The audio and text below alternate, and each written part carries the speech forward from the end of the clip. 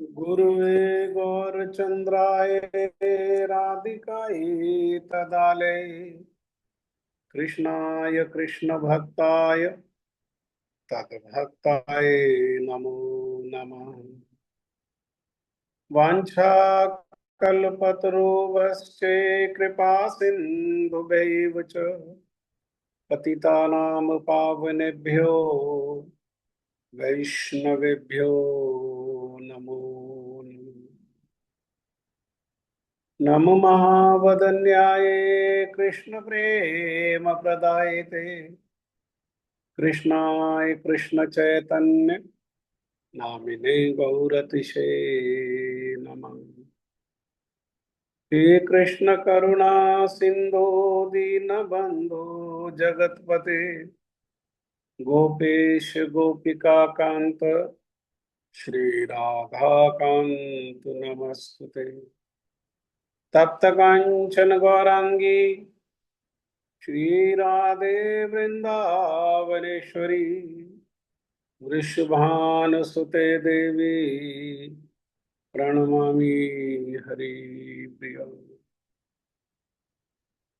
भक्त्या विहीन अपराधलक्षे क्षिप्तश्च कामादि तरंगमध्ये कृपामयि त्वां शरणं प्रपन्ना वृंदे नमस्ते चरणारविन्दम् वृंदे नमस्ते चरणारविन्दम् वृंदे नमस्ते चरणारविन्दम्।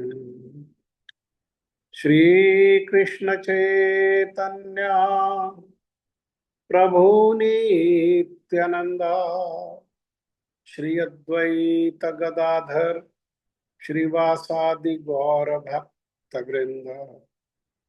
हरे कृष्ण कृष्ण कृष्ण हरे हरे हरे राम राम राम हरे हरे। मैं सबसे पहले मेरे गुरुपाद पद्म नित्य लीला प्रविष्ट ओम विष्णुपाद परमहंस परिव्राजकाचार्य अस्तोत्र शतयुगाचार्य श्री श्रीमद भक्ति वेदांत शिल नारायण गोस्वामी महाराज जी के अभय चरणारविंद में अनंत कोटि दंडोत प्रणाम करते हुए उनकी कृपा याचना करता हूँ। तदुपरांत नित्य लीला प्रविष्ट ओम विष्णुपाद स्तोत्र शत श्री श्रीमद भक्ति वेदांत स्वामी महाराज श्रील प्रभुपाद जी के चरण सरोज में अनंत कोटि दंडोत प्रणाम। रूप अनुग गुरु परंपरा के चरणों में अनंत कोटि दंडोत प्रणाम। कथा के श्रोता वृंद वैष्णव वैष्णवी माता भाई बहन आप सभी को यथा योग्य अभिवादन। श्रीमद् भगवद गीता अध्याय 3 श्लोक संख्या 39 उनतालीसवें श्लोक में श्री भगवान कृपा करके अर्जुन के माध्यम से हमारे जैसे जो बदजीव हैं उनके मंगल के उद्देश्य से कह रहे हैं। आवृतम ज्ञानम एतेन ज्ञानिनो नित्यवैरिणम् कामरूपेण कौन्तेय दुष्पूरेण अनलेन च। आवृतं ज्ञानम् एतेन ज्ञानिनो नित्यवैरिणम् कामरूपेण कौन्तेय दुष्पूरेण अनलेन च। कहिए।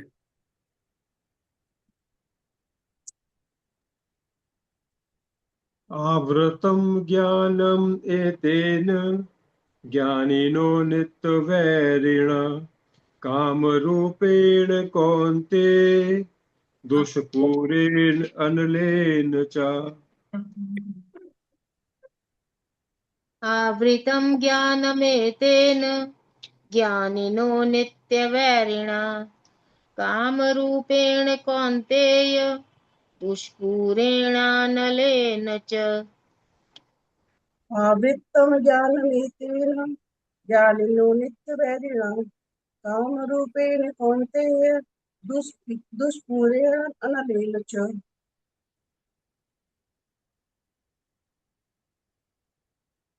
और हरे कृष्ण प्रभु। हरे कृष्ण। आवृत्तं ज्ञानमेतेन ज्ञानिनो नित्यवैरिणा कामरूपेण कौन्तेय दुष्पूरेण अनलेन च। आवृतं ज्ञानमेतेन ज्ञानिनो नित्यवैरिणा कामरूपेण कौन्तेय दुष्पूरेणानलेन च। हरे कृष्ण बोलिए, दंडवत प्रणाम। दंडोत जी। आभीतं ज्ञानमेतेन ज्ञानिनो नित्यवेदिना कामरूपेण कौन्तेयो दुष्पूरेण लनेन च। दुष्पूरेण लनेन च। और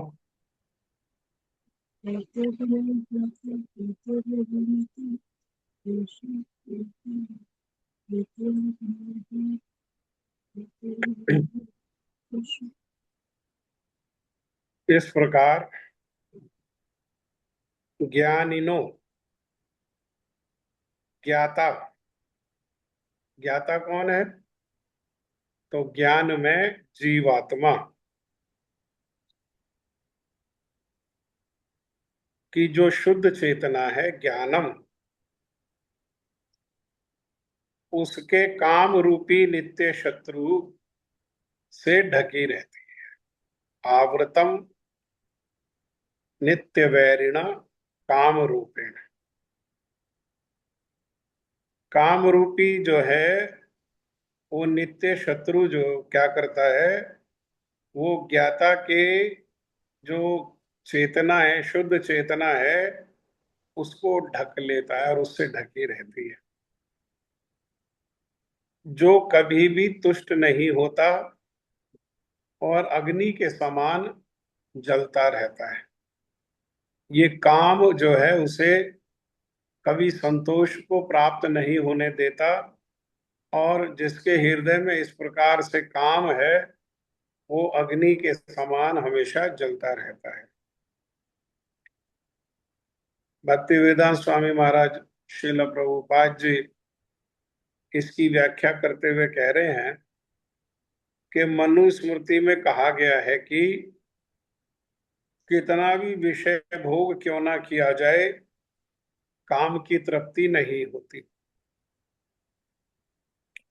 और उदाहरण दिया किस प्रकार विषयों को कितना भी भोग ले लेकिन काम संतुष्ट नहीं होता। किस प्रकार? जिस प्रकार अग्नि में निरंतर ईंधन डालने पर भी अग्नि जो है वो शांत नहीं होती, अर्थात अग्नि बुझती नहीं। भौतिक जगत में सारे कार्यकलापों का केंद्र बिंदु मैथुन, काम, सुख है। अतः इस जगत को मैथुन्य आगार या विषयी जीवन की हथकड़ियां कहा गया है। एक सामान्य बंदी गृह में अपराधियों को लोहे की छड़ों के भीतर रखा जाता है। इसी प्रकार जो अपराधी भगवान के नियमों की अवज्ञा करते हैं वो मैथुन जीवन द्वारा बंदी बनाए जाते हैं। भगवान को जो भूल जाते हैं उनको बंदी गृह में बंदी बना लिया जाता है। जैसे बंदी गृह में लोहे की छड़ों से उसको बंद कर दिया जाता है चारों तरफ उसके लोहे की छड़ लगा करके। इसी प्रकार से वो लोहे की छड़ क्या है? वो लोहे की छड़ है मैथुन जीवन।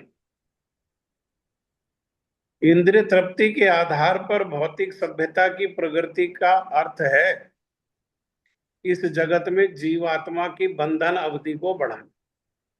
इस प्रकार जो वो बंदी ग्रह में बंदी है, तो ये जो आधुनिक जो संसार है या ये जो भौतिक संसार है या भौतिक जो सभ्यता है, ये क्या, इसकी इसमें प्रगति का अर्थ क्या है? इसमें प्रगति का अर्थ है ऐसे मैथुन में जीवन जो बंदी ग्रह में बंदी है उसकी सजा को, उसके बंधन को और बढ़ाना।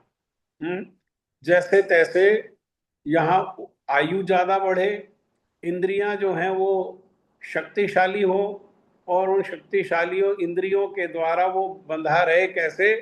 वो मैथुन के द्वारा। तो अतः ये काम जो है वो अज्ञान का प्रतीक है जिसके द्वारा जीव आत्मा को इस संसार में रखा जाता है। इंद्रिय तृप्ति का भोग करते समय हो सकता है कुछ क्षणिक सुख का अनुभव हो, किंतु वो जो क्षणिक जो अनुभव है वो क्या है? वो वास्तव में इस प्रकार जो अपने आप को स्वयं को भोक्ता मान रहा है उसका शत्रु है। हाँ, ये रजोगुण है। और रजोगुण का क्या स्वभाव है? रजोगुण का स्वभाव है कि शुरू में तो उसमें सुख लगता है, लेकिन बाद में ही वो क्या है? बाद में ही वो दुख का, कलेश का कारण बन जाता है। हाँ, अर्थात प्रारंभ में तो संसार में भोग में सुख लगता है, लेकिन वो भोग ही संसार रोग का कारण बन जाता है, शारीरिक रोग का भी, मानसिक रोग का भी, और ये आत्मा के बंधन का भी, भव रोग का भी जो है वो कारण बन जाता है, वो क्षणिक जो सुख है। श्रील विश्वनाथ चंद्र ठाकुर पाद जी इसी जो ये श्लोक है इसका भाव अनुवाद करते हुए कह रहे हैं कि काम ही जीवों के लिए अविद्या स्वरूप है। काम क्या है? ये अविद्या है। अविद्या क्या है? अविद्या का मूल क्या है? अविद्या का मूल है मैं ये शरीर हूं, ये इंद्रियां मेरी हैं और इन इंद्रियों का भोग करना ही, इन इंद्रियों से सुख प्राप्त करना ही विषयों के द्वारा ये मेरे जीवन का लक्ष्य है। ये अविद्या है। हाँ, इसीलिए यहां पर आवृत, आवृत मतलब वो ज्ञानियों का ज्ञान जो है आवृत, ढका जाता है।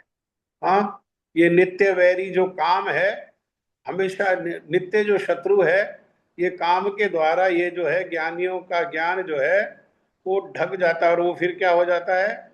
वो अविद्या।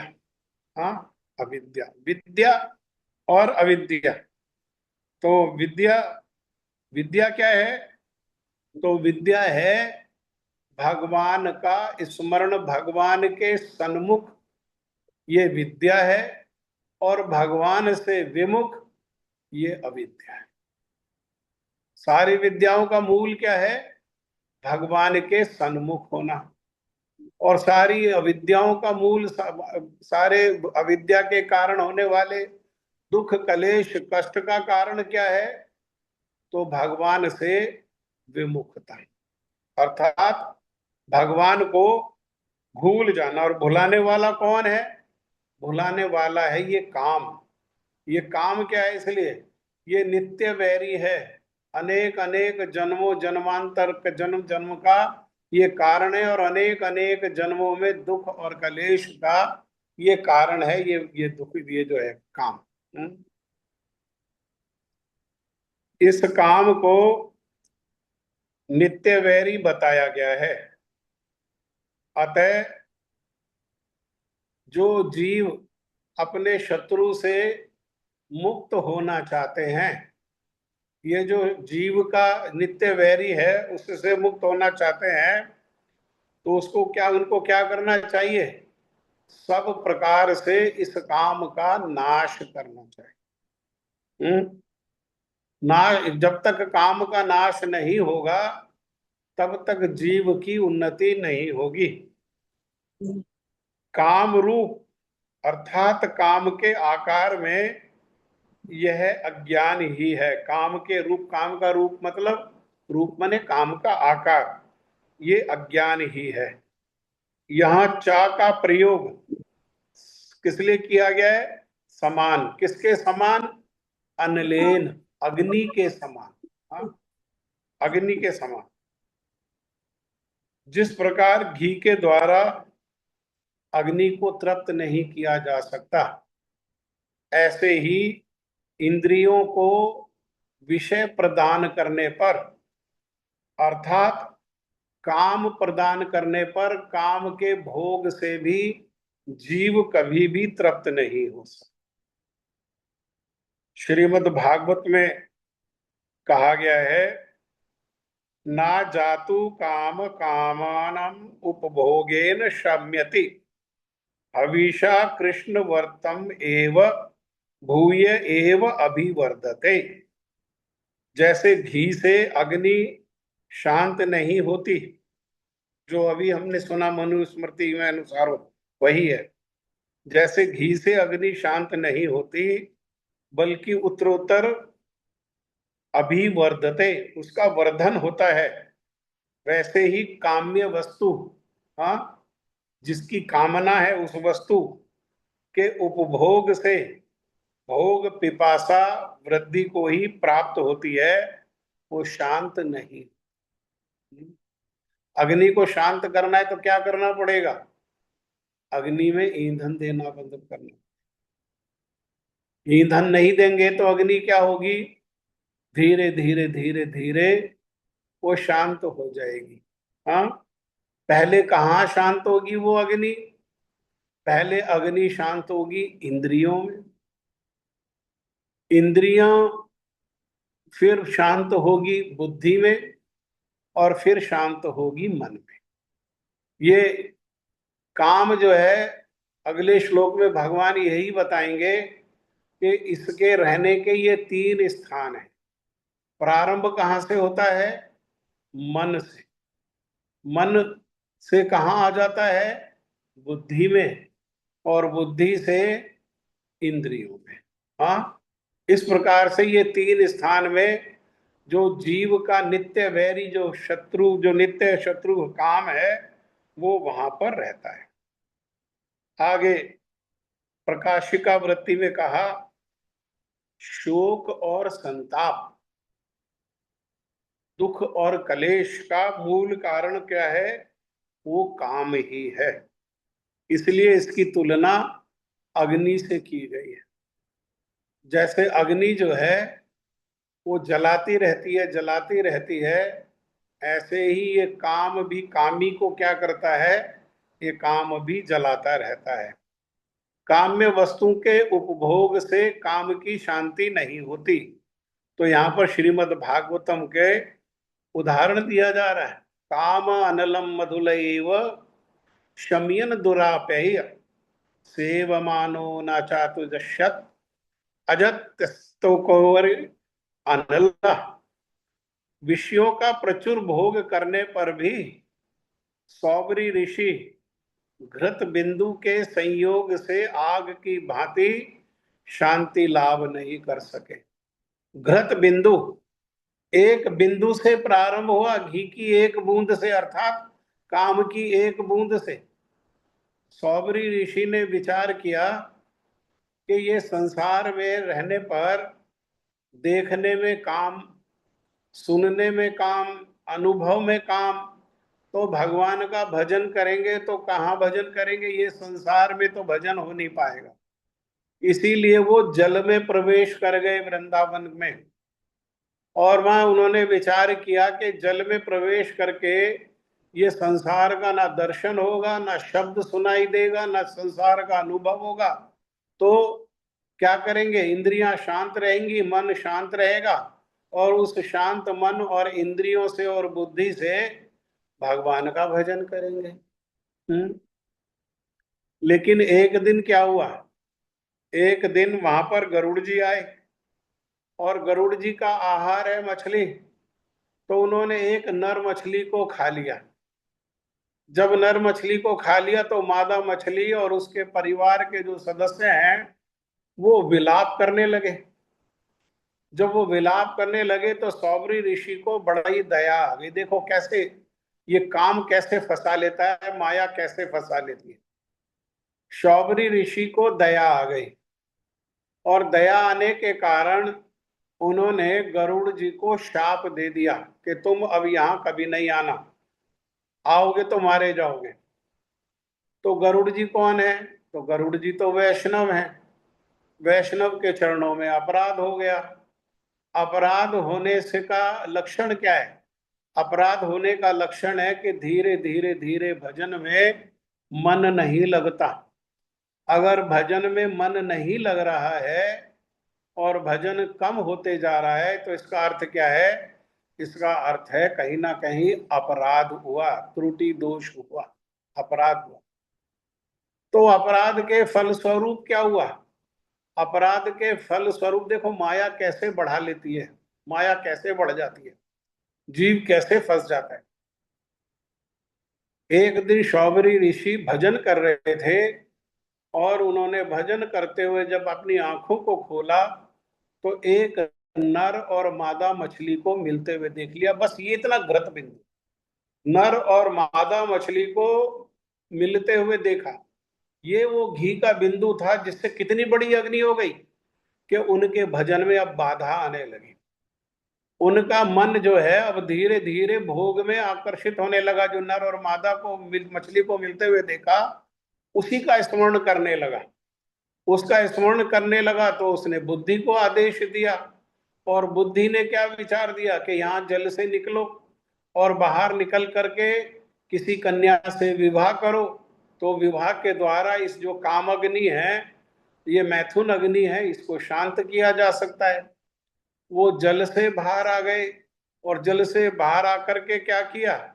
जल से बाहर आके राजा मंधाता के यहाँ चले गए और राजा मंधाता की तो 50 कन्याएं हैं और उन्होंने कहा कि मुझे आपकी कन्या से विवाह करना है। तो राजा ने भी देखा शरीर तो पानी में रह करके गल ही गया था, विभत्स हो गया था शरीर।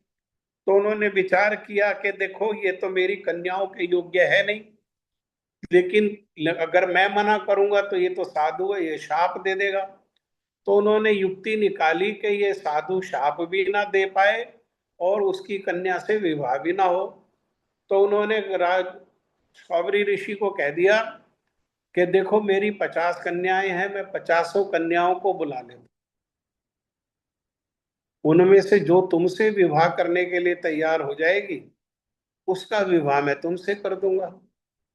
सौबरी ऋषि तो समझ गए कि ये जो राजा है ये तो चतुराई मन में रख करके, कपट मन में रख करके ये बात कर रहा है। उन्होंने तो अपना जो शरीर है वो योग बल से उसको दिव्य अति आकर्षित बना लिया और वो 50 कन्याएं आई और 50 के 50 कन्याओं ने सौबरी ऋषि को वर के रूप में वर्ण कर लिया। 50 लड़कियों की शादी हो गई। देखो कहाँ घृत बिंदु, एक घी के बिंदु से अग्नि कितनी प्रज्वलित हो गई। अब 50 कन्याओं के 50 राजकुमारियों के साथ क्या करते हैं? वो भोग करते हैं। अर्थात ये कितना भोग करे कि भोग प्रचुर भोग है, लेकिन प्रचुर भोग भी वो जो एक घी की एक बूंद से अग्नि जो शुरू हुई थी वो अग्नि उनको शांति लाभ नहीं करा सकी। 50 स्त्रियों का भोग भी जीवन में। हाँ, श्रीमद् भागवतम की शिक्षा है। आगे 11वें स्कंद में कहा नात्रत्यात्म भू कामो वही राहुत भीर यथा। ये काम ही जीवों के लिए अविद्या है। श्रील भक्ति विनोद ठाकुर कह रहे हैं, श्रील भक्ति विनोद ठाकुर कह रहे हैं ये जो काम है ये क्या है? ये जीवों के लिए अविद्या है और वही जीवों का नित्य वैरी है। ये काम ही जो है ये नित्य शत्रु है, लेकिन हम सबसे निकट इस काम को, अपने जो नित्य शत्रु है, इसको सबसे निकट रखते हैं। जब इंद्रिय पहले तो मन के द्वारा बुद्धि में और बुद्धि के द्वारा इंद्रियों में आ जाता है, परंतु इंद्रियां जो है भोग भोग करके क्या हो जाता है, इंद्रियां शिथिल हो जाती हैं, वृद्ध हो जाती हैं। तो ये काम कहाँ रह जाता है, ये काम मन में और बुद्धि में रहता। तो वह दुर्वारित अग्नि, दुर्वारित अग्नि मतलब भयंकर अग्नि जिसको कंट्रोल नहीं किया जा सकता, उस दुर्वारित अग्नि की भांति चैतन्य जीव को आवृत कर लेता है। जीव की जो चेतना है उसको क्या करता है, वो ढक लेता है। जिस प्रकार मैं भगवान चित्त पदार्थ हूं, भगवान कह रहे हैं मैं कौन हूं, मैं चित्त पदार्थ हूं, उसी प्रकार ये जीव क्या है, ये जीव भी चित्त पदार्थ है। हाँ, मेरे और जीव के स्वरूप में कितना भेद है। भगवान कह रहे हैं कि मैं पूर्ण स्वरूप एवं सर्वशक्तिमान हूं, परंतु जीव कैसा है, वो अणु चैतन्य है और मेरे प्रदत्त शक्ति से कार्य करने में समर्थ। जीव जो है वो स्वतंत्र नहीं है, भगवान स्वतंत्र है। हाँ, जीव को भगवान की जो दो शक्तियां हैं उनमें से एक शक्ति की अधीनता को स्वीकार करना पड़ता है। दो शक्तियां कौन सी हैं, जीव स्वयं जो है तीसरी शक्ति है, तटस्थ शक्ति। हाँ, तटस्थ शक्ति का परिणाम जो है वो जीव है। और भगवान की दो शक्तियां कौन सी हैं, एक अंतरंग शक्ति और एक बहिरंग शक्ति, एक योग माया और एक महामाया।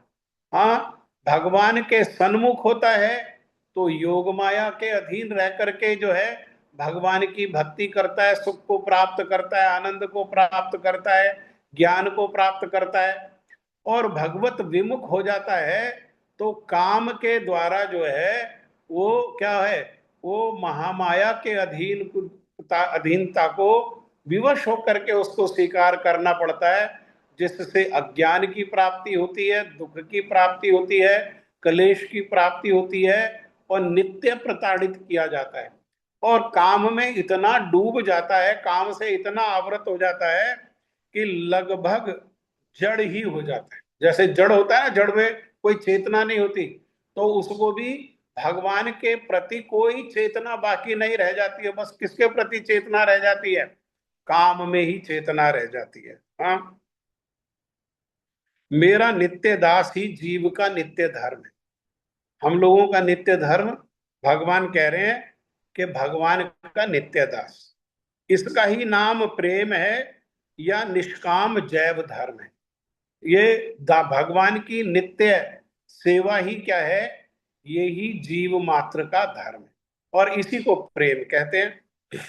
चेतन वस्तु मात्र ही स्वभावतः स्वतंत्र होता है। जो चेतन है वो कैसा है, वो स्वाभाविक रूप से कैसा है, वो स्वतंत्र है। शुद्ध जीव भी स्वभावतः स्वतंत्र होता है।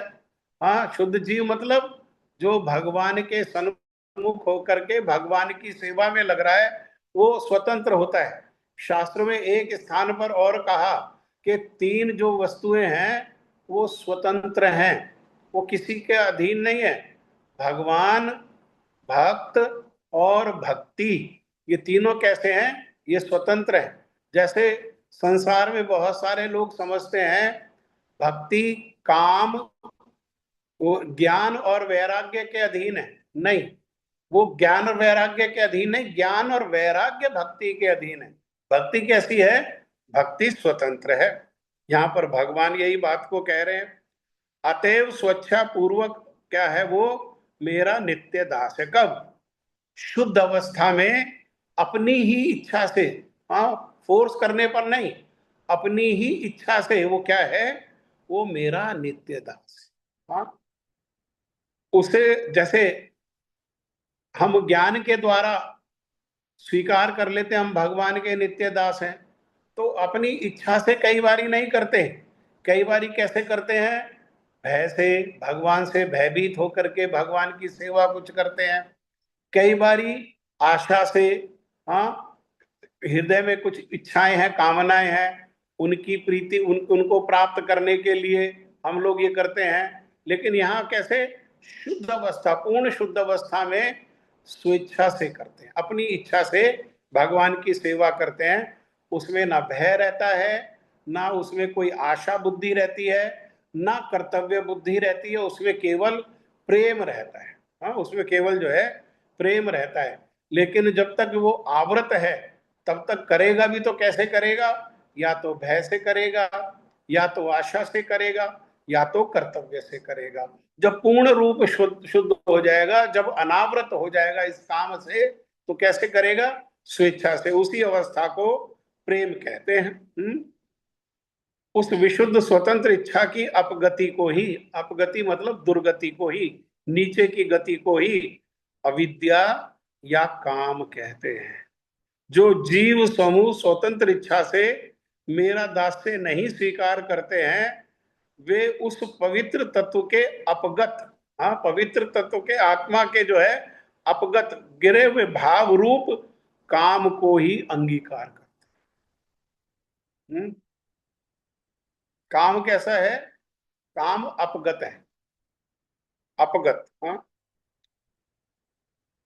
काम के द्वारा वे आवृत होते होते आच्छादित चेतन स्वरूप जड़वत हो जाते हैं। जैसा भी हम बात चर्चा कर रहे थे, वो बिल्कुल जड़ के जैसे हो जाते हैं।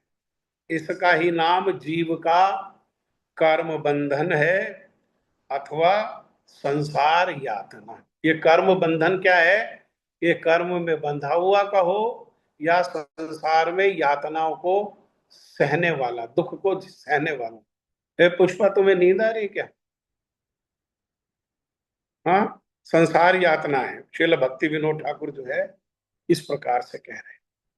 ठीक है, अगला श्लोक जो 40वां श्लोक है, उसमें भगवान श्री कृष्ण कह रहे हैं, इंद्रियाणि मनोबुद्धिर अस्य अधिष्ठानम उच्यते एते विमोयत्येष ज्ञानम आवृत देहिनम्। इंद्रियाणि मनोबुद्धिर अस्य अधिष्ठानम उच्यते एते विमोयति येष ज्ञानम आवृत देहिनम्। कहिए।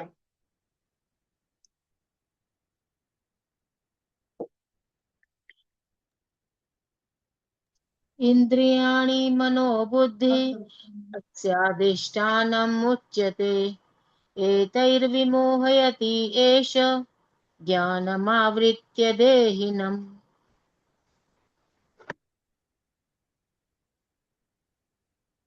इंद्रियाणि मनोबुद्धि अस्य अधिष्ठानम् उच्यते विमोहयत्येष एष ज्ञानम् आवृत्य देहिनम्। एतैर्विमोयत्येष ज्ञानम आवृत देहिनम्। और बोले। हरे कृष्ण प्रभु। इंद्रियाणि मनोबुद्धि अस्य अधिष्ठानम् उच्यते एते विमोहयति एष ज्ञानम् आवृत्ते देहिनम्। इन्द्रियाणि मनः बुद्धि अस्य अधिष्ठानम् उच्यते एतः विमोहयति एषः ज्ञानम् आवृत्य देहिनम्।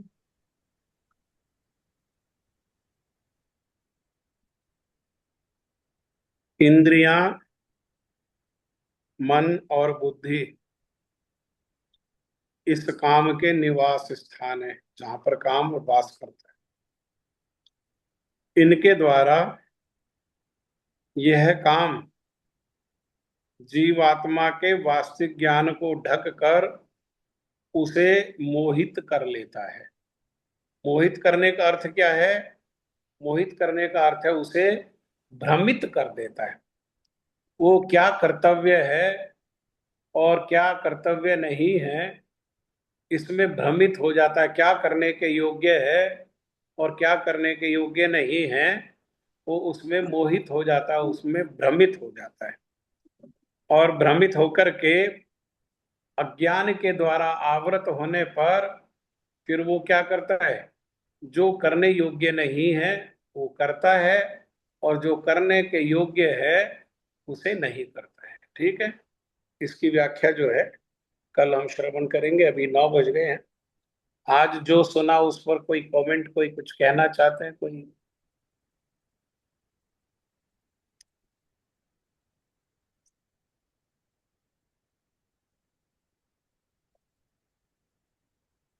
ठीक है, फिर जयध्वनि किसकी बारी है? जयध्वनि की। हरे कृष्ण प्रभु, दंडवत प्रणाम। और मुझे करना प्रभु जी चाहिए। एक प्रश्न। हाँ अभी अभी ये इसमें क्या हमने सुना था, भगवान भक्ति और भक्त स्वतंत्र है। हाँ, भक्त भक्त कैसे स्वतंत्र है? भागवतम में सुखदेव गोस्वामी पाद आए, सूत गोस्वामी पाद आए, नारद जी आए ध्रुव महाराज के यहाँ। तो वहां तीनों जगह एक शब्द का व्यवहार किया गया, संस्कृत शब्द का, कि वो आए कैसे। वो शब्द का व्यवहार शब्द था यद इच्छया, अपनी इच्छा से आए, भगवान की योजना से नहीं आए, इसका किसी क्या कर्म के विवश होकर के नहीं आए। वो क्यों? क्योंकि वो स्वतंत्र होकर के विचरण करते हैं, इसलिए विचरण करते करते अपनी स्वतंत्रता से वो वहां आ गए। भक्त स्वतंत्र हैं, भगवान अधीन है। भगवान अगर कहें तो भगवान भक्त के अधीन है। हाँ, भक्त कैसे हैं? भक्त स्वतंत्र है। भक्त को तो भगवान ने अपना मुकुट मणि कहा कि मेरे मुकुट की भक्त जो लोग जो है मणि है, और मैं कौन हूं? मैं इनका दास। भक्त जो है वो पूर्ण स्वतंत्र है। अभी तो कहा, अभी तो यहाँ पर हमने पढ़ा, वो क्या करता है भगवान की शुद्ध अवस्था में सेवा कैसे करता है? स्वेच्छा से, अधीनता से नहीं, स्वेच्छा से, अपनी इच्छा से, किसी भय से नहीं, किसी कामना से नहीं, हाँ, किसी कर्तव्य बुद्धि से नहीं, किसी आशा बुद्धि से नहीं, स्वतंत्रता से, स्वतंत्रता से। और उनको बांधने वाला क्या है? उनको बांधने वाला प्रेम है। प्रेम में दोनों जो पार्टी होती हैं वो बराबर होती है, एक दूसरे के अधीन नहीं होती। प्रेम प्रारंभ कहां से होगा? प्रारंभ तो वैदिक भक्ति से होगा। वैदिक भक्ति से प्रारंभ होकर के राग में प्रवेश करेगा। तो वैदिक भक्ति में तो यही है कि वे भगवान है, वे स्वामी हैं, हम उनके सेवक हैं। वहां से सेवा प्रारंभ करते करते प्रारंभिक अवस्था में, जैसा मैंने बताया, भय से सेवा करेगा, या वो क्या कहते हैं कामना से सेवा करेगा, या फिर कर्तव्य बुद्धि से। देखो भगवान ने हमारे लिए इतना किया है, हमें पानी देते हैं, हमें हवा देते हैं, हमारा भी कर्तव्य बनता है एटलीस्ट हमको उनको हाथ जोड़ना चाहिए, 1 माला जप करना चाहिए, 2 माला जप करना चाहिए। लेकिन जैसे ही राग में प्रवेश करता है, भक्ति मतलब शुद्ध अवस्था, हाँ, राग में जैसे ही प्रवेश करता है वो स्वेच्छा से करता है। ये सब जो है कारण खत्म हो जाते हैं, श्रेष्ठ और ये सब खत्म हो जाते हैं। बल्कि भगवान स्वामी हैं, ये भावना भी जो है लुप्त हो जाती है। भगवान छोटे बन जाते हैं, भक्त स्वामी बन जाते हैं उनके। भक्त उनके जो है अलग अलग रस में उनके स्वामी हो जाते हैं। हाँ, ये छोटा है, ये इसमें योग्यता नहीं है। हम योग्य हैं, हम खिलाएंगे तो खाएगा, हम पिलाएंगे तो पिएगा, हम नहीं देंगे तो भूखा रह जाएगा। भक्त भगवान के अधीन हो जाते हैं। भक्त खिलाते हैं तो भगवान खाते हैं, भक्त पिलाते हैं तो भगवान पीते हैं। शुद्ध अवस्था की बात है। जब स्वेच्छा से करता है तो स्वतंत्र हो जाता है। इसीलिए ये जितने भी आचार्य लोग आए, हाँ, शुक गोस्वामी, हाँ, शुक गोस्वामी आए, या ये आए क्या कहते हैं सुखदेव गोस्वामी आए, सूत गोस्वामी आए, नारद जी आए, हैं, जो भी आया वहां सब जगह एक ही शब्द व्यवहार किया गया, यदृच्छया। अन्यथा बाकी सब जगह कहा गया कि भगवान की योजनाबद्ध तरीके से ऐसा हो, सब कुछ भगवान के अधीन है, भगवान की योजना। लेकिन भक्त अपनी स्वतंत्रता से जीव के कल्याण मात्र के लिए वो क्या करते हैं, वो भ्रमण करते रहते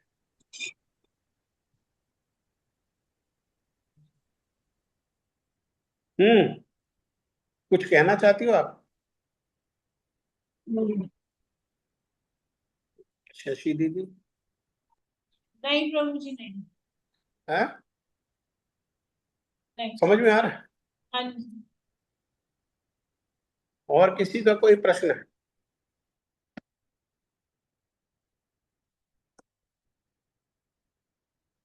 ठीक है, कौन किसकी बारी है जय ध्वनि देने की?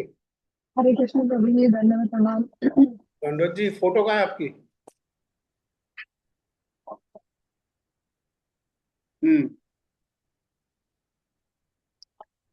बोलो। श्री गुरु गोविंद गंधर्व का गिरधारी राधा विनोद बिहारी जी की जय हो। और जय। पूज्यपाद श्रीमद भक्तिवेदांत श्री सिद्धांत महाराज जी गुरुदेव की जय हो। नित्यानंद प्रदेश नाम विश्वपात अष्टता श्री श्रीमद भक्ति भारतीय गोस्वामी महाराज की जय हो। ज्ञानिका विश्वपात अष्टता श्री श्रीमद भक्तिवेदांत श्री नारायण गोस्वामी महाराज की जय हो। ज्ञानिका विश्वपात अष्टता श्री श्रीमद भक्तिवेदांत श्री दामन गोस्वामी महाराज की जय हो। ज्ञानिका विष्णुपाद अष्टोत्तर श्री श्रीमद भक्तिवेदांत श्री स्वामी महाराज जी की जय हो। जय श्री भक्ति देव माधव गोस्वामी महाराज की जय हो। जय श्री भक्ति श्री सिद्धांत गोस्वामी महाराज की जय हो। जय श्री भक्ति प्रज्ञान केशव गोस्वामी महाराज की जय हो। जय श्री भक्ति सिद्धांत सरस्वती गोस्वामी प्रभु पाद की जय हो। परमानंद बाबा जी श्री गौर किशोर दास गोस्वामी महाराज की जय हो। सच्चिदानंद श्री भक्ति विनोद ठाकुर जी की जय हो। वैष्णव संगम श्री जगन्नाथ बाबा जी महाराज की जय हो। जय श्री गौड़िया वेदांत साहब श्री बलदेव विद्याभूषण कवि की जय हो। जय श्री कृष्ण प्रतिपति ठाकुर जी की जय हो। जय श्री नरोत्तम श्रीनिवास आनंद कवि जी की जय हो। जय श्री कृष्णदास श्रीनिवास गोस्वामी कवि जी की जय हो। जय श्री सनातन भक्त रघुनाथ श्री जीव गोपाल दास रघुनाथ श्री सब गोस्वामी कवि जी की जय हो। जय श्री दामोदर राय रामानंद गौर पार्षद की जय हो। दामोदर श्री हरिदास ठाकुर जी की जय हो। प्रेम से कहो श्री कृष्ण चैतन्य प्रभु नित्यानंद श्री अद्वैत गदाधर श्री सभी गौर भक्तवृंद की जय हो। श्री अंतर मायावी श्री मंत्र विद्यासागर बुद्धि नवदीप धाम की जय हो। श्री श्री राधा कृष्ण देवगोपी गोवर्धन द्वादश बनाते श्री मंडल की जय हो। द्वादश उपवन की जय हो। शासन राधा की यमुना गंगा तुलसी भक्ति देवी की जय हो। श्री जगन्नाथ सुभद्रा सुदर्शन जी की जय हो। भक्तवृंद श्री प्रहलाद महाराज की जय हो। विघ्नविनाशक विघ्नहर्ता नरसिंह भगवान की जय हो। चारों धाम की जय हो। चारों संप्रदाय की जय हो। चारों आचार्य की जय हो। मथुरा श्री चैतन्य मठ की जय हो। श्री गौड़िया वेदांत समिति की जय हो। में साका मठ समिति की जय हो। हरिनाम संकीर्तन की जय हो। अनंत कल्पे विष्णु बिंदु वैष्णव बिंदु की जय हो। सभागत भक्त बिंदु की जय हो। श्री गौर प्रेमानंदे हरि हरि बोल। हरि बोल, हरि बोल। हरे कृष्णा, राधे राधे, दंडवत प्रणाम। हरे कृष्ण, धन्यवाद प्रणाम प्रभु जी, राधे।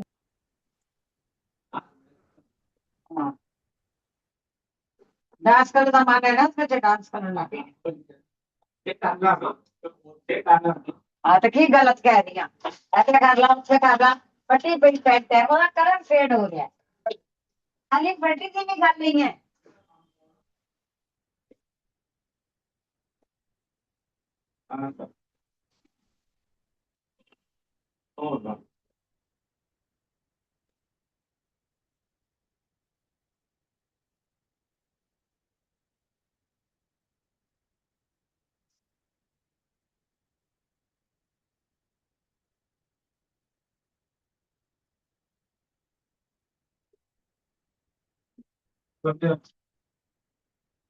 और भाई बंद कर